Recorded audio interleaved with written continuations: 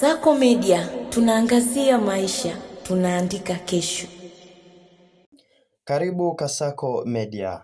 Baada ya Rais Donald Trump kusema Marekani imeangusha boti 7 za kasi za Iran, waziri wa mambo ya nje wa Iran ametoa onyo kwenye mtandao wa X. Matukio huko Hamas yanaweka wazi kwamba hakuna suluhisho la kijeshi kwa mgogoro wa kisiasa, aliandika. Huku mazungumzo yakiendelea kutokana na juhudi za Pakistan, Marekani inapaswa kuwa na tahadhari ya kuburuzwa tena kwenye matope na watu wasiowatakia mema. Na UAE inapaswa kujua Project Freedom ni kikwazo cha mradi.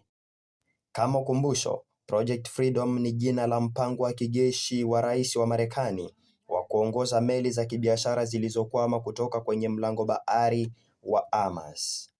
Rais wa Marekani Donald Trump amesema kuwa watakuwa wanatoa mwongozo kwa meli ambazo zimekwama baada ya Iran kufunga mlango bahari wa Hormuz.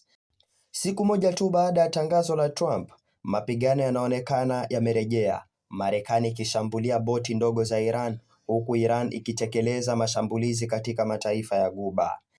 Trump alitangaza kuwa wameanza mradi wa Project Freedom. Rais Trump alisema ameomba mataifa kutoka kote duniani kuwasaidia kupitisha meli ambazo zimekwama katika mlango bahari wa Hormuz ambazo hazina hatia. Aliongeza kuwa Marekani itaelekeza meli zilizokwama kutoka maeneo yaliyozuiliwa hadi maeneo salama ili ziendelee na safari zao. Harakati ya meli ni kwa ajili ya kuachia huru watu, makampuni na nchi ambazo hazijafanya kosa lolote. Wao ni waanga wa vita hivi, Trump alisema katika chapisho lake kwenye Truth Social. Tishio la Trump limeonekana kutokuwa na ukali kama vitisho vingine alivyovitoa awali.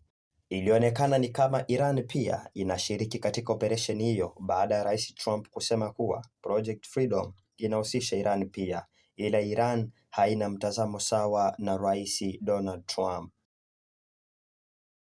Taarifa kutoka kwa kamanda mkuu wa kijeshi ya Iran ilisema kuwa jeshi lolote la kigeni ambayo litajaribu kukaribia mlango bahari wa Hormuz litashambuliwa. Meja Jenerali Ali Abdullah alisema kuwa kupita salama kwa meli katika mlango huo wa bahari lazima uwe katika ushirikiano na Iran wakati wote. Kwa kupata mengi zaidi, jiunge na Kasako Media.